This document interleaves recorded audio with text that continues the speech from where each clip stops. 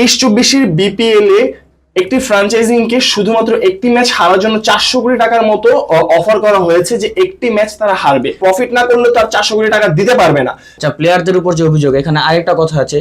একটা প্লেয়ার, বাংলাদেশের একজন প্লেয়ার, নাম বললাম না, তিনি শ্রীলঙ্কাও খেলেছেন এবং বাংলাদেশের ঘরোয়া ম্যাচেও খুব ভালো একটা পারফরমেন্স দিয়েছে, প্রায় 25 থেকে আরো এরও বেশি সেঞ্চুরির তার নামে রেকর্ড আছে। তার নামেও কিন্তু এরকম ফিক্সিং এর একটা অভিযোগ উঠেছে। হ্যাঁ, আপনি যে বিষয়টি বললেন যে ইতিমধ্যে গত শ্রীলঙ্কার ম্যাচে কিন্তু তিনি খেলেছেন, তাছাড়াও তিনি কিন্তু ঘরোয়া লিগের মধ্যে তাকে কিং বলে দাবি করা হয়। তার ঘরোয়া লিগে 25টিরও বেশি সেঞ্চুরি রয়েছে। ঘরোয়া লিগে সবসময় তিনি একটি অসাধারণ খেলা দেখান আমাদেরকে, যেখানে তিনি এতটা ভালো খেলা দেখাচ্ছেন। আশা করি আমাদের দর্শকরা এতক্ষণে বুঝে গিয়েছেন যে আমরা কার কথা বলছি। শুরু করছি একটি দুঃসংবাদ বা কষ্টের একটি সংবাদ দিয়ে, যেটি হচ্ছে বিপিএল, বাংলাদেশ প্রিমিয়ার লিগ প্রতিনিয়ত বাংলাদেশের মানুষের সাথে একটি স্ক্যাম বা প্রতারণা করে যাচ্ছে ম্যাচ ফিক্সিং এর মাধ্যমে। আমরা আগেও জানতাম যে বিপিএল ম্যাচ ফিক্সিং করে খেলতো, কিন্তু এখন এই আধুনিকতায় এসেও বিপিএল ম্যাচ ফিক্সিং করে খেলছে। রিসেন্টলি একটা নিউজ পাবলিশ হয়েছে যে প্রথম আলোতে বাংলাদেশ বিপিএল ম্যাচ ফিক্সিং করে খেলছে। এই বিষয়টা আপনি কিভাবে দেখছেন বা কি বলবেন? আপনি যে বিষয়টি নিয়ে কথা বলতেছেন সেটা কিন্তু আসলে আপনি যেরকম বলেন যে দুঃখ কষ্ট, তার সাথে কিন্তু একটি বলতে পারেন যে দেশের জন্য একটি নিন্দনীয় বিষয়। এটি অবশ্যই একটা নিন্দনীয় বিষয়, কেননা যে আমাদের দেশটি কিন্তু অন্যান্য দিক থেকে যেরকমটি এগিয়ে আছে বা পিছিয়ে আছে যাই বলো না, কিন্তু ক্রিকেট এই জিনিসটি কিন্তু আমাদের দেশের সাথে জড়িত হয়ে আছে। একদম শুরু থেকে কিন্তু সবাই ক্রিকেটকে যেই ভালোবাসাটা দিয়ে আসছে বা যেইভাবে তারা ক্রিকেটের ভক্ত আমাদের দেশে যে পরিমাণ রয়েছে, তা কিন্তু এটি অকল্পনীয় বিষয়। এবং সেই ক্রিকেটকে নিয়ে এরকম দুর্নীতি হওয়া, এরকম ফিক্সিং হওয়া, যে বিষয়টা আপনি বললেন, সেটি কিন্তু আসলে নিন্দনীয় একটি বিষয়, খুবই কষ্টের একটি বিষয়। এবং যদি এই ফিক্সিং নিয়ে কথা বলতে চাই তাহলে ভাই অনেক কথাই বলা যায়।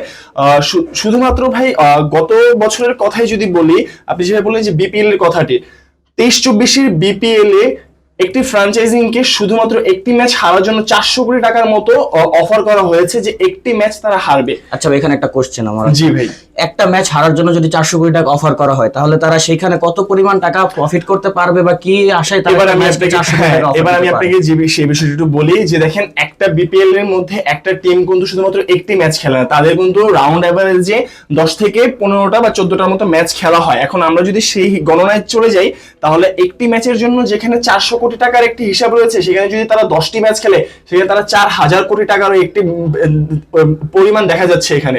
এবং আপনি যে বিষয়টি বললেন যে এত পরিমাণ টাকাটা কিভাবে আসছে, এখানে কিন্তু বেটিং সাইট গুলো সে জড়িত রয়েছে। আপনি হয়তো খেয়াল করবেন যে ফিক্সিং এর যে বিষয়টি, বা আমাদের দেশে কিন্তু এই ক্রিকেট নিয়ে কিন্তু অলওয়েজ সবসময় চায়ের দোকানে বলেন, বাইরে ইললিগাল ভাবে বলেন, লিগাল ভাবে বলেন, সবসময় কিন্তু একটি বাজি বা বেটিং এর কিন্তু বিষয়টি জড়িত হয়ে রয়েছে। কেউ একটি ওভারকে নিয়ে, আচ্ছা ফিক্সিং এর বিষয়টা। আচ্ছা, এখানে আরেকটা কথা ছিল, আপনি বেটিং এর কথা যেটা বললেন, আমরা যতটুকু জানি এখন আধুনিকতার ছোঁয়া পেয়েছে। আগে মানুষ এরকম চায়ের দোকানে বা ইয়েতে বসে বেটিং করতে পারতো, এখন মানুষ অত্যাধুনিক হওয়াতে ফোনে বসেই বেটিং করতে পারছে। অনলাইন সাইট, এই জিনিসটা কিভাবে দেখছেন যে এগুলাকে একটা প্রমোশনাল? আমরা দেখেছি অনেক ক্রিকেটার এই বেটিং সাইটগুলো কিন্তু প্রমোশনও করতেছে। হ্যাঁ, আপনি এবার যে বিষয়টা আসলেন যে প্রমোশনাল যে বিষয়গুলো বলতেছেন, শুধুমাত্র কিন্তু ক্রিকেটাররা এগুলো প্রমোশন করতেছে এরকম নয়। আপনি যে রিপোর্টের কথা বললেন, সেই রিপোর্টে কিন্তু একটি টিভি চ্যানেলের কথাও এখানে উল্লেখ করা হয়েছে, যারা কিনা 170 থেকে 180 কোটি টাকা কিন্তু ইনকাম করেছেন শুধুমাত্র এই বেটিং সাইটটাকে প্রমোশন করে। যেহেতু এখন পর্যন্ত প্রুফ সেরকম পরিমাণে পাওয়া যায় নাই, তাই সেরকম ভাবে সেই টিভি চ্যানেলটির নাম বা সেই যে প্রতিষ্ঠানটি রয়েছে তার নাম উল্লেখ করা হচ্ছে না, তাই কিন্তু তাদের নামটা এখনো বলা হচ্ছে না। কিন্তু তারা কিন্তু অনুমান করা হচ্ছে যে 170 থেকে 180 কোটি টাকার মতো ইনকাম করেছে শুধুমাত্র এই বেটিং সাইট থেকে প্রমোশন করে। এবং ক্রিকেটাররা যাদের কথা আপনি বললেন, যে এখানে প্রশ্ন আসতে পারে যে ক্রিকেটাররা কেন এই ফিক্সিং এর সাথে জড়িত হয়ে থাকে।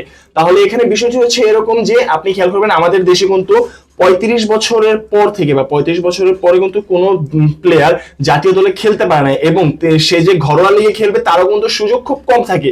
এবং সেই জায়গায় যদি তাদেরকে এরকম একটি লোভনীয় অফার দেওয়া হয় যে তুমি একটি মাত্র ম্যাচে এরকম একটি খেলা দেখাবো আমাদের, তাহলে আমরা তোমাকে এত পরিমাণে একটা টাকা দিব। আচ্ছা, এখানে একটা কোশ্চেন, যে প্লেয়াররাই কেন এরকম একটা টাকার কাছে নিজেকে বিক্রি করে দেয় যে সেভাবে বলে প্লেয়াররা এখানে টাকার কাছে বিক্রি করে দেয়, যেটা প্রথম থেকেই বললাম আমি ভাই, যে আপনার হচ্ছে 35 বছরের পরে আপনি জাতীয় দলে খেলতে পারছেন না, এবং ঠিক আছে, কিন্তু তার একটা প্রেস্টিজ বা একটা ইজ্জত হ্যাঁ, আছে যে আপনি এত বছর মানুষের এখানে সম্মান এখানে এখন বিষয়টা যদি নিজেকে এভাবে বিলিয়ে দেয় এখানে বিষয়টা হচ্ছে লোভে পাপ পাপে মৃত্যু কথাটি কিন্তু অবশ্যই রয়েছে, এবং এখানে এই লোভটি কিন্তু তাদের কালের কারণ হয়ে দাঁড়ায়।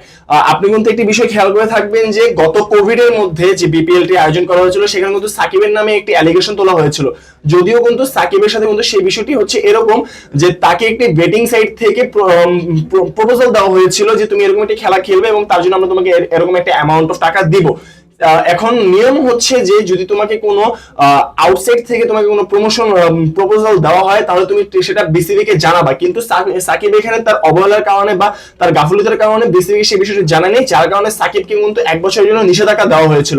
এবং আরেকটি বিষয় হচ্ছে 2013 সালের কাহিনী, সেটা হচ্ছে আশরাফুলকে নিয়ে। আশরাফুল কিন্তু নিজ থেকে স্বীকার করেছিল যে সে ফিক্সিং এর সাথে জড়িত হয়েছিল, এবং ফিক্সিং এর সাথে জড়িত হওয়ার পরবর্তীতে ফিক্সিং করার পরবর্তীতে সে বিসিবি এর স্বীকারোক্তি দেওয়াতে তাকে 5 বছরের জন্য নিষেধাজ্ঞা দেওয়া হয়েছিল। এখন এখানে আরেকটা প্রশ্ন আমার জি ভাই, একটা প্লেয়ার যখন নিজে থেকে স্বীকার করে যে সে ফিক্সিং এর শিকার হয়েছে, মানে সে ফিক্সিং করেছে, তারপরেও এখন এই সময় এসে কেন আবার ফিক্সিং এর কথা আসতে পারে? এটার প্রতি কি কোনো পদক্ষেপ নেওয়া হবে কি হবে না? এবার আমি আপনাকে বলি যে ফিক্সিং এর বিষয়টি নিয়ে যদি কথা বলি তাহলে বাংলাদেশে কিন্তু ফিক্সিংটা একটা ধাপ, যে আপনি বলতে পারেন যে গত 5 বছরে, শুধুমাত্র গত 5 বছরে 140টিরও বেশি কিন্তু ফিক্সিং এর অভিযোগ রয়েছে। তাহলে আমরা দেখতেছি যে বাংলাদেশের ধারাবাহিকতায় কিন্তু ফিক্সিং গুলো চলে যাচ্ছে। আচ্ছা, একদম একটার পর একটা ধারাবাহিকতায় ফিক্সিং চলতেছে। আচ্ছা, আপনি যে বললেন 140টারও বেশি অভিযোগ রয়েছে, তো বাংলাদেশের মানে বিসিবি যে আছে উনি কি এটার প্রতি কোনো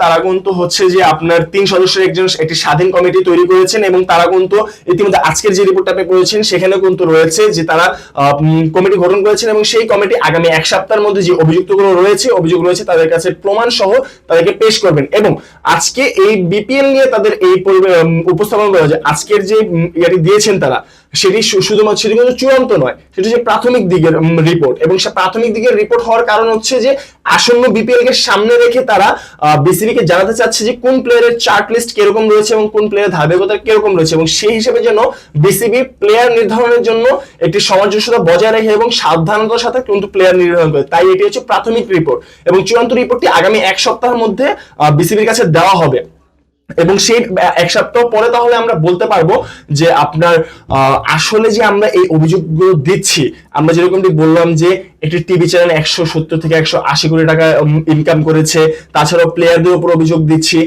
সেগুলো কিন্তু আমরা দেখতে পারবো। আচ্ছা, প্লেয়ারদের উপর যে অভিযোগ, এখানে আরেকটা কথা আছে, একটা প্লেয়ার, বাংলাদেশের একজন প্লেয়ার, নাম বললাম না, তিনি শ্রীলঙ্কাও খেলেছেন এবং বাংলাদেশের ঘরোয়া ম্যাচেও খুব ভালো একটা পারফরমেন্স দিয়েছে, প্রায় 25 থেকে আরো এর বেশি সেঞ্চুরির তার নামে রেকর্ড আছে, তার নামেও কিন্তু এরকম ফিক্সিং এর একটা অভিযোগ উঠেছে। হ্যাঁ, আপনি যে বিষয়টি বললেন যে ইতিমধ্যে গত শ্রীলঙ্কার ম্যাচে কিন্তু তিনি খেলেছেন, তাছাড়াও তিনি কিন্তু ঘরোয়া লিগের মধ্যে তাকে কিং বলে দাবি করা হয়, তার ঘরোয়া লিগে 25টিরও বেশি সেঞ্চুরি রয়েছে, ঘরোয়া লিগে সবসময় তিনি একটি অসাধারণ খেলা দেখান আমাদেরকে, যেখানে তিনি এতটা ভালো খেলা দেখাচ্ছেন। আশা করি আমাদের দর্শকরা এতক্ষণে বুঝে গিয়েছেন যে আমরা কার কথা বলছি।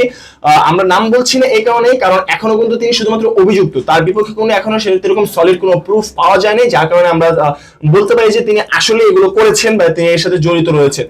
তো কিন্তু তার বিপক্ষে যেহেতু অভিযোগ রয়েছে, তো আমরা ওই যেটা বললাম যে আগামী সপ্তাহের মধ্যে রিপোর্ট প্রদান করা হবে, এবং সেই রিপোর্টটা যখন আসবে তখন আমরা বলতে পারবো যে যাদের প্রতি অভিযোগ দেওয়া হয়েছে তারা কি আসলেই দোষী নাকি নির্দোষ। এবং ম্যাচ ফিক্সিং এর বিষয়টি যদি আরেকটি বিষয় বলি, আমি যেভাবে বললাম যে ধারাবাহিকতায় বাংলাদেশে ম্যাচ ফিক্সিং চলে আসতেছে, এবং 5 বছরে 140টিও ম্যাচ ফিক্সিং হয়েছে শুধু, এবং শুধুমাত্র গত বছরেই 36টি বেশি ম্যাচ ফিক্সিং এর কিন্তু অভিযোগ রয়েছে আমাদের দেশে। এই ম্যাচ ফিক্সিং এর কথা যেহেতু বলতেছি, এখানে ফিক্সিং জিনিসটাকে একটু আমি ভালো করে উদাহরণ দিয়ে দিই। ফিক্সিং 2 ধরনের, স্পট ফিক্সিং এবং হচ্ছে ম্যাচ ফিক্সিং। স্পট ফিক্সিং যখন করা হয় তখন শুধুমাত্র একটি নির্দিষ্ট ঘটনাকে ফিক্সিং করা হয়, কোনো একটি প্লেয়ারের সাথে বা সম্পূর্ণ টিমের সাথেই শুধুমাত্র একটি ঘটনা হতে পারে, সেটি কোনো একটি ওভার হতে পারে, সেটি কোনো একটি প্লেয়ারের উইকেট নিয়ে। এগুলো ম্যাক্সিমাম টাইম দেখা যায় যে কোনো প্লেয়ার নিচ থেকে আউট হয়ে যাচ্ছে, আপনার অস্বাভাবিক হ্যাঁ, ঘটনা। অস্বাভাবিক ঘটনায় আউট হয়ে যাচ্ছে, একজন বলারের আপনার অস্বাভাবিকভাবে ওয়াইড দেওয়া, নো বল করা, এগুলো হচ্ছে স্পট ফিক্সিং।